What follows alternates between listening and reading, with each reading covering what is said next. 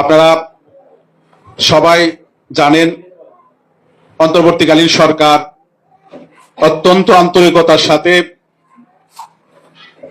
বেতন কমিশন 2025 তারা গঠন করেছিল এবং বেতন কমিশনের যারা সদস্য ছিলেন তারাও অত্যন্ত আন্তরিকতার পরিচয় দিয়েছিলেন।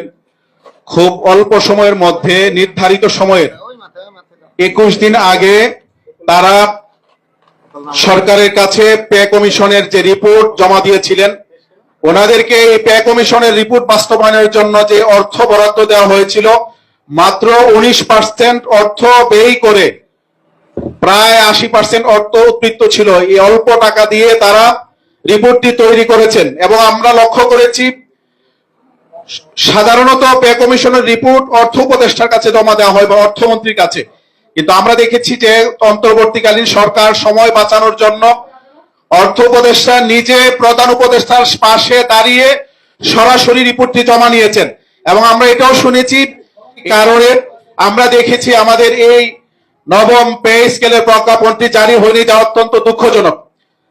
আমরা সবাই জানি 15 সালে আমাদের অষ্টম পে স্কেল বাস্তবায়ন হয়েছিল, 15 থেকে 26 আজকে প্রায় 11 বছর। এই সময়ের মধ্যে নিত্য প্রয়োজনীয় প্রত্যেকটি দ্রব্যের মূল্য বৃদ্ধি পেয়েছে, শিক্ষা খরচ বৃদ্ধি পেয়েছে, চিকিৎসা খরচ বৃদ্ধি পেয়েছে, আমাদের বাসা ভাড়া বৃদ্ধি পেয়েছে। এক কথায় যদি বলতে চাই, জীবন যাপন করার জন্য যেই সমস্ত উপকরণের দরকার প্রত্যেকটি উপকরণ 2 থেকে 3 গুণ বৃদ্ধি হয়েছে, কিন্তু প্রজাতন্ত্রের কর্মচারীদের বেতন ভাতা দিয়ে আর এই 11 বছরে বিন্দু মাত্র বাড়ানো হয় নাই, ঠিক কিনা? আমরা আজকের এই প্রোগ্রাম থেকে সরকারের কাছে আহ্বান জানাতে চাই, অবিলম্বে নবম পে স্কেলের প্রজ্ঞাপন জারি করতে হবে। কারণ মাননীয় প্রধানমন্ত্রী আপনি আপনার জাতির উদ্দেশ্যে দেয়া ভাষণে স্পষ্ট ভাষায় বলেছিলেন আপনারা ক্ষমতায় আসীন হলে এই পে স্কেল আপনারা বাস্তবায়ন করবেন। আমরা জানি অর্থনৈতিক চাপ রয়েছে, আমরা চাচ্ছি না এক বাজেট থেকেই আপনি এটা বাস্তবায়ন করবেন। আমরা চাই ধাপে ধাপে, প্রয়োজনে যদি 2টা বাজেটও লাগে ধাপে ধাপে আপনি অবিলম্বে প্রজ্ঞাপনটা জারি করে দেন এবং প্রয়োজনে কয়েকটি ধাপে আপনি এই পে স্কেলটি বাস্তবায়নের উদ্যোগ গ্রহণ করবেন বলে আমরা বাংলাদেশের প্রজাতন্ত্রের কর্মকর্তা কর্মচারীরা আমরা আশা করছি। আমরা সরকারের কাছে আহ্বান জানাতে চাই, আমরা যেহেতু এটা নিয়ে ইন্টারিম গভর্নমেন্টের সময় থেকে কাজ করছি এবং এখনো কাজ করছি, ইতিমধ্যে রমজান মাসে আমরা কয়েকটি প্রোগ্রাম করেছি পে স্কেল নিয়ে এবং কয়েকটি ইফতার মাহফিলে আমরা এই ব্যাপারে কথা বলেছি। সরকারি কর্মকর্তা কর্মচারী বৃন্দ ইতিমধ্যে সরকারের বিভিন্ন পর্যায়ের মন্ত্রী প্রতিমন্ত্রী এবং যারা পদস্থ যারা আছেন রাজনৈতিক নেতৃবৃন্দ তাদেরকে স্মারকলিপি দিয়েছেন এবং মাননীয় প্রধানমন্ত্রী আপনার দফতরেও ইতিমধ্যে প্রজাতন্ত্রের কর্মচারীদের পক্ষ থেকে স্মারকলিপি দিয়ে পে স্কেল কেন বাস্তবায়ন করতে হবে এই ব্যাপারে 5টি যৌক্তিকতা তারা অত্যন্ত সুন্দরভাবে তুলে ধরেছেন।